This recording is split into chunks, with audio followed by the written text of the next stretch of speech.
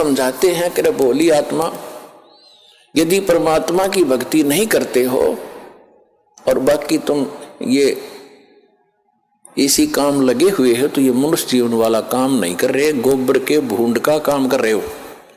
अब बात चली थी शिक्षा के ऊपर कि पहले आप देख रहे हो, दास भी देख रहा, घना लंबा समय नहीं हुआ है। सन 1951 में दास का जन्म हुआ।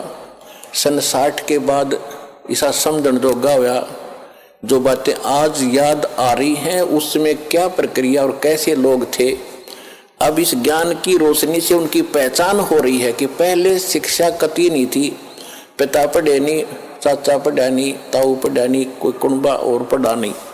पहले का हमारे से पढ़ाई शुरू हुई थी, उसमें बहनों की बेटियों की पढ़ाई नहीं कराते थे। तो उसमें कितनी शांति थी, कितना एक आचरण अच्छा था, कितना प्यार था और कैसा एक दूसरे की शर्म लिहाज होती थी। बड़ा व्यक्ति चाहे किसी भी दूसरे गांव के दूसरे कोने का भी क्यों ना होता, अगर बच्चे थोड़ी बहुत शरारत कर रहे होते तो उसको देखते ही बंद हो जाते, भाई ताऊ आ गया। अरीब अब ताऊ चाहे कितना घूमो, घूटी लाकर गलियां बैठे रहे और कितना व्यवहार बिगड़ गया।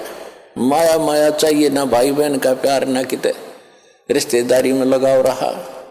विवाह पीछे होता है और मुकदमा कोर्ट में पहले जा लेता है। हद होगी भाई, इसी जीवन में अपने लफड़े में जीवन बर्बाद कर जाओगे। इसलिए परमात्मा आपको याद दिला रहे हैं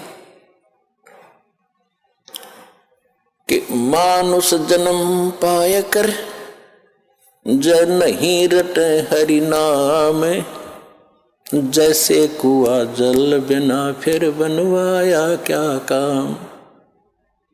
तो ये ज्ञान कौन देता है? सतगुरु देते हैं। और वो सतगुरु कैसी लीला करते हैं? कबीर भगवान जब स्वयं आते हैं, अच्छी आत्माओं को मिलते हैं, उनको सतलोक ले जाते हैं, फिर वापस छोड़ते हैं, फिर अपने से परिचित करा के और सबको ज्ञान सुनाते हैं। लेकिन उन महापुरुषों के उन गूढ़ रहस्यों को, क्योंकि परमात्मा ने कहा था कि तुम कितना ही कुछ कर लो ये मानेंगे